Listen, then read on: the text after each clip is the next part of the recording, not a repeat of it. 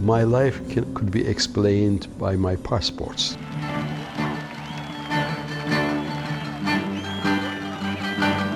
My first passport was a fake passport, ordinary Turkish citizen but with fake name. And my second passport was United Nations lowest level pale blue passport. My third passport, that after the amnesty I went to Turkish consulate and have my normal Turkish citizen passport. And in '96 I was appointed as a Goodwill Ambassador by UNESCO, United Nations. I had highest passport. And then when I was in parliament in Turkey, I received the highest passport of Turkish Republic.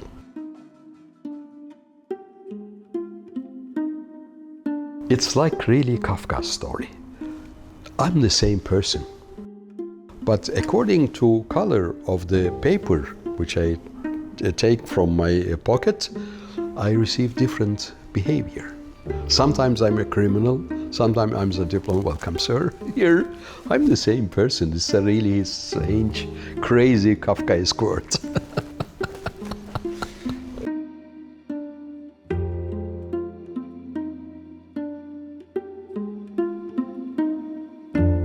Sometimes I feel like a musician, and sometimes the isolated writer with his thoughts. And politics is not my cup of tea. But let me start with my surname, because I was really so many times asked about this. Because for some people it sounds Italian, they say Livaneli, and for some people it is different. My family came from the cold town Artvin in the Georgian border. It was Soviet Union border at that time. And my grandfather was an officer in the Ottoman army. And the name of this town was Livane. It's a Georgian name, Livane, not Livane, but Livane. Livaneli means somebody from Livane, from that region. So that's why it's a Georgian name.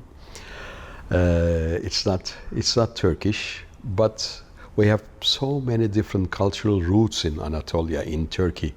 Once 36 different languages were spoken in Anatolia, different ethnical groups, sects and religions and races. We are maybe the richest mixture in the world.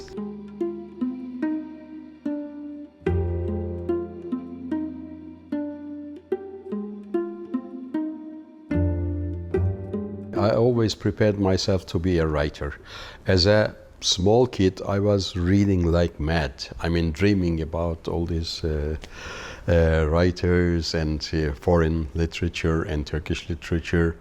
I was very good on that. But after the 71 military takeover in Turkey, they put me in jail, in military jail, without any crime. Just because of we are progressive, anybody who can read and write was a great danger for the army. And then it was very harsh period. They hanged some of my friends, innocent students, like Franco period in Spain.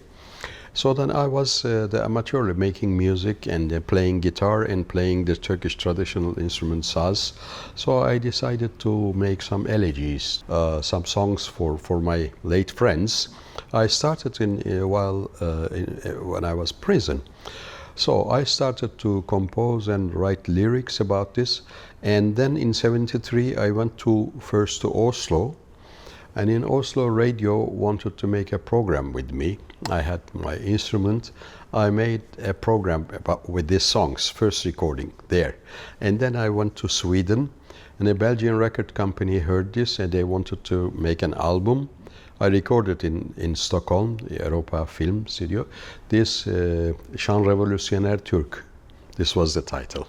And it was banned immediately by Turkish government, and still banned, because they say the insult to Turkish army and insult to Turkishness, let's say. And then the Turkish workers in Germany, in Europe, they carried these cassettes as pirate cassettes to Anatolia, to Turkey, to Istanbul, and it became, millions of copies. Really, I'm not exaggerating, millions of copies, and this became the voice against junta. And I became famous in another one. Never intended that. But then my brother came to visit me from Middle Eastern Technical University, from Ankara. I said, the students are marching with your songs. I said, come on, what songs? Why me? What? No, it's true. Yakası aydın elleri, kuşlar gider bizim dede sultana.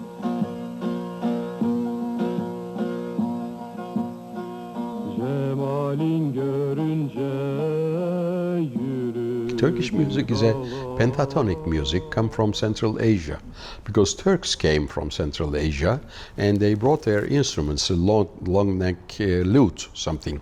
They were playing, and even not playing but pray with this, and then it is kind of part of their life. And we still have that what we call aşık. It's troubadours, wandering poets, and some of them are very, very famous, and they have stories. And we still have these poems from 13th century, 14th, 15th centuries, and it's by oral literature. I try to revive this tradition. So I make my music based on this tradition. Odam kireçtir benim, yüzüm güleçtir benim. Odam I composed our late great poets Nazım Hikmet, who died in exile, and the greatest poet of Turkish literature, and other Turkish poets, as well as Yaşar Kemal. He was a very close friend of mine. And Paul Eluard, Aragon, García Lorca. I made compositions on all these poets, and it's very interesting. I have a song called Ey Özgürlük, which is Ey Freedom, Hey Freedom. This is a kind of national anthem in Turkey. People are singing like big crowds, and everybody knows this song. But the lyrics by Paul Eluard. It's interesting. I mean, what art like a water finds its ways, So go here and there. You never know who you are going to touch. But people feel it, because every country, every geography has its own sound system.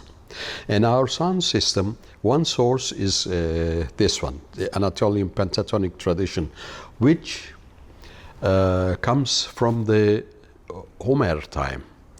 And at that time, Homeric troubadours were wandering in Anatolia and making this what we call hexameter poems. And the same tradition, and this hexameter as well in Anatolian tradition.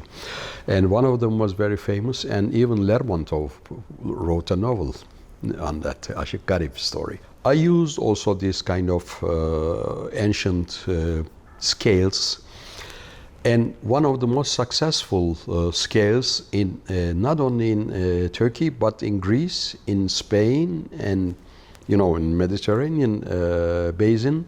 It's Phrygian style. Ottomans called it Muhayyer Kürdi. The Muhayyer Kürdi is one of the most successful scales without knowing, without realizing it. I mean, so people, when they hear it, okay, there's something, talk to me. I mean, this is very interesting.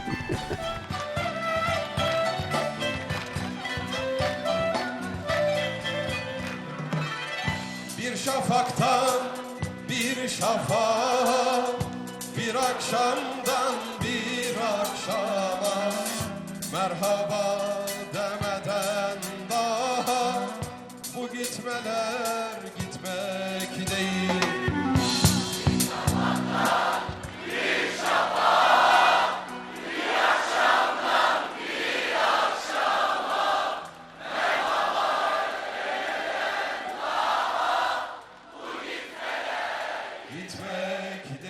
I didn't have any political ambition, but this was kind of a duty.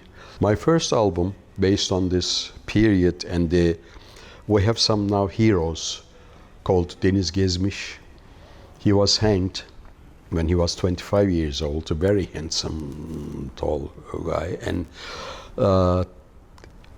they became a big legend, like Che Guevara, and you know, that kind of people, also other Sinan Cemgil, and I write and compose songs with naming these people. And one of my songs that I say, they accept it as a big insult to Turkish army.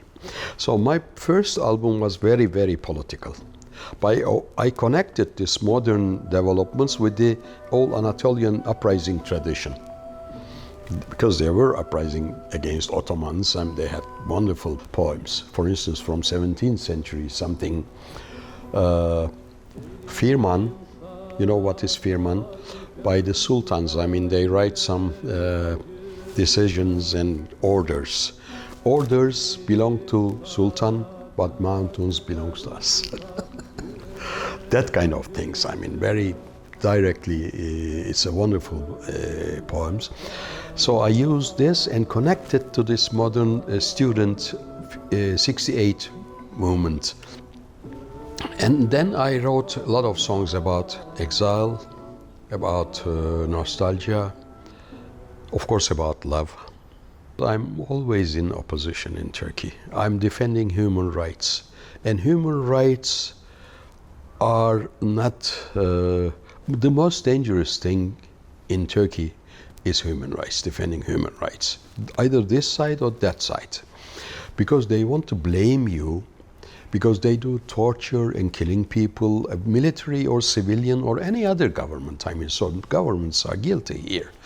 But when you mention, for instance, a young Kurdish child which police killed, they say, oh, you are making PKK propaganda. No, I'm not with PKK. I'm defending a right of a small child, or Kurdish, or Armenian, or Turkish, or anybody. I mean, so that wherever I see some victim, I make song. So I don't have any engagement to any particular movement or nation or something else. When I see any injustice somewhere, I write about this, of course. Well, they don't like it. I mean, even today they are insulting me in newspapers and government sites, because no government like me, because they never know what you criticize. And I have big followers altogether. I mean, 3 million followers on social media, and my words make something. So that's why they don't like.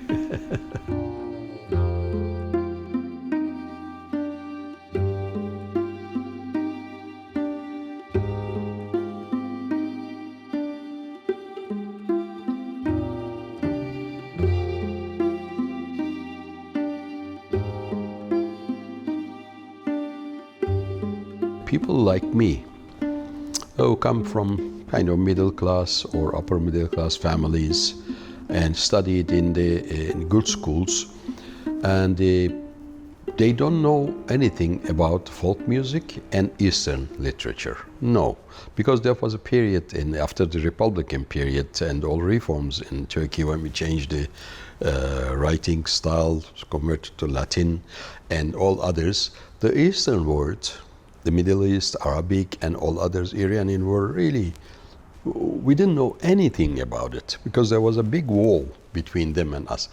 But then I and some of my friends wanted to read what is going on in the East, and we started to read great Iranian poets. Ottoman's high culture, not folk, but high court culture, are influenced by Persian.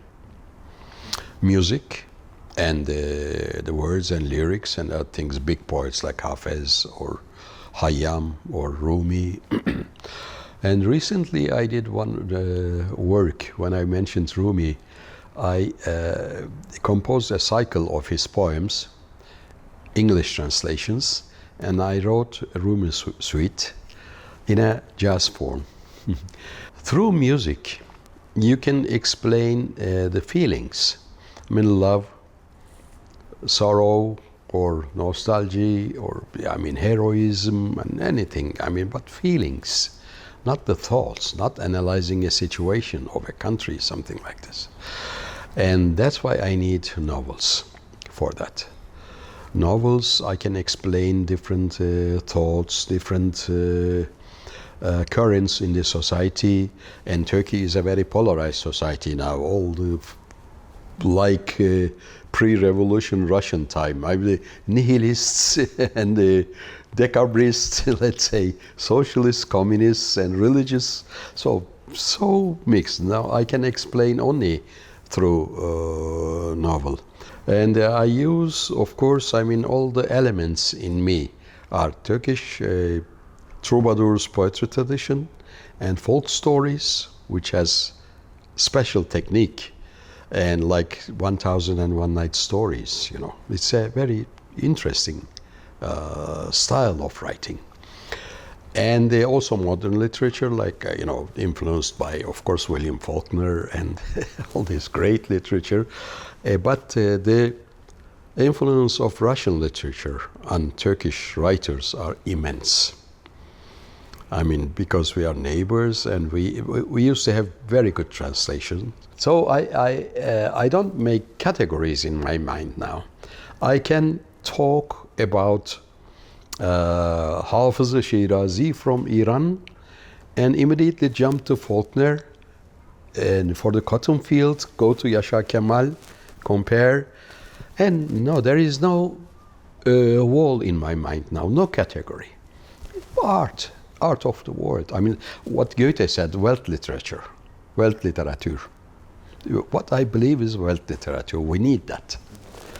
We need to understand each other, not only translation from Western literature, but we have to understand East as well, because it's the kind of different but deep. Another thing is I have published a novel called Disquiet. It's about Yazidi people. Yazidi people was not known in Turkey. They are from Middle Eastern and part of Turkey, and everybody has a prejudice that they think that they are worshipping to Satan, which is not. They are very innocent people, but received a lot of genocide throughout the history. And I put a protagonist called Melek Naz, and a love story, and describe all these things, and the refugee camps story. And then after the publication, it's also sold around 1 million. And I received a lot of letters that the people say, when we see these refugees at the street, we were kind of enemy. So they came here with dirty people stealing our jobs. Why they are here. But after reading this novel, we understood. This creates an empathy. I think the literature, good literature, is only way to explain people to each other, to understand the deep reality and feeling. Also the songs, when the people sing together, they understand that the other side is also a human being with his sorrows, his or her sorrows, feelings, joy, love. And between Greeks and Turks, between Armenians and Turks, or Kurdish people are Turks or others, because people at the war, especially, people tend to show the other people, the enemy, as a non-human creature, animal. So then you're allowed to kill. But I always, all my life, I tried to show that no animal, even it's animal, you cannot do it, but they are animals, they're the people like you. So this is, I think, my task of my movies and my music and my novels. Peace promotion. Once non-American, in America, McCarthy period, non-American actions committee or something like this. Because Elia Kazan was a very good friend of mine. He stayed with me so many times. I published a book on him. But they blamed Charlie Chaplin once as a provocateur. And Charlie Chaplin was in Switzerland that time, and he sent a telegram, yes, I accept that. I'm a provocateur of peace.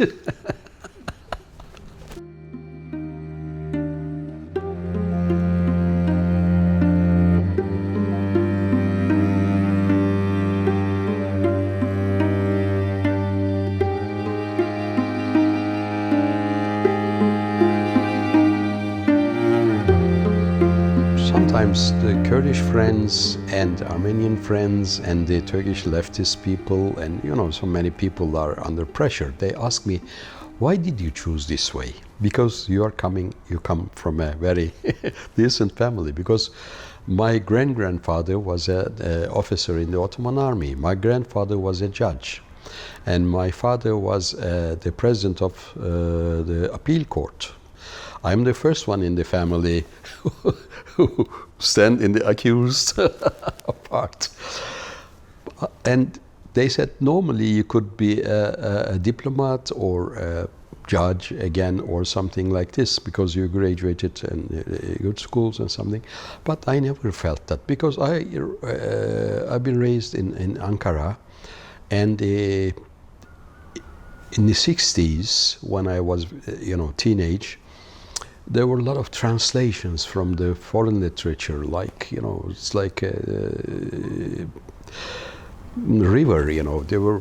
We were swimming in the foreign literature, and also the first time we read a book called Plekhanov. Plekhanov wrote it about the socialism. This was the first book translated, and Nazim Hikmet, and he was banned. But we were reading his poetry in a very secret way, copies or something like this. And I think through his novel, through his poems, and through other novelists were leftists, Yasha Kemal, Orhan Kemal, all the other people. And of course, it was a great influence on me. I became kind of cultural leftist. Not an organization, nothing to do with the politics, but culturally.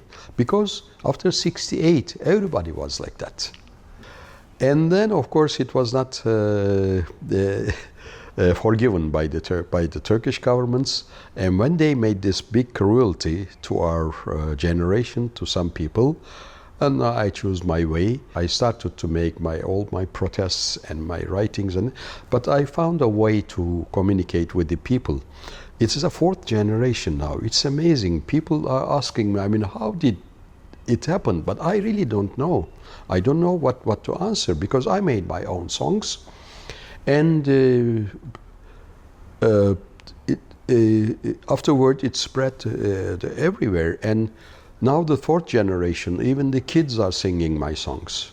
I was in my 20s, I was in military prison. It was very harsh. I told you, they hanged some of my friends and tortured all of us.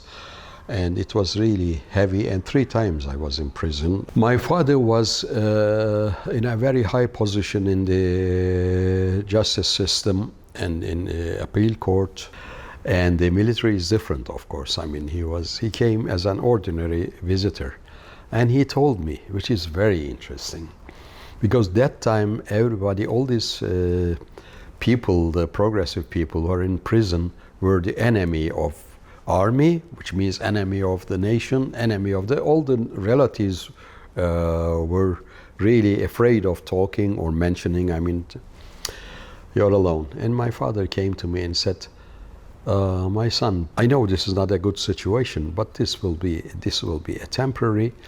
And the most important thing is you never ashamed our family. Never think that way. You are in prison, but unfortunately in our country is a tradition to put thinkers, writers, and intellectuals to prison. You belong to this tradition, and you are in prison because of your thoughts, not a shameful crime or something like this. Be proud. And then when I went back to my cell, I cried. Döndüm daldan kopan kuru yaprak. Seher yeli dağıt beni, kır beni. Götür tozlarımı buradan uzak.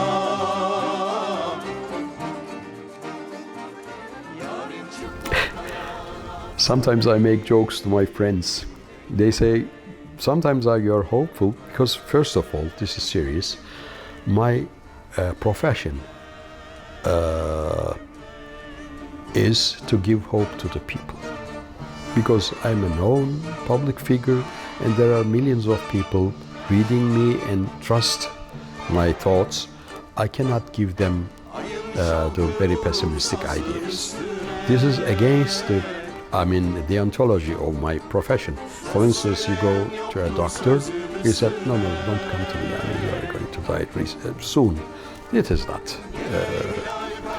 so nice. And then I always try to give hope to the people. And I don't leave the country. If I leave the country, they will disappoint. Then I say, even he left the country. That's why I'm in Turkey. We don't have any identity between East and West. We are not West, not East. Georges Duhamel, the famous French writer, visited Turkey during this Kemal time, Atatürk time, and he said, Turkey is the most eastern country of the West, most western country of the East. So when we don't have any identity. I mean, we are always like this.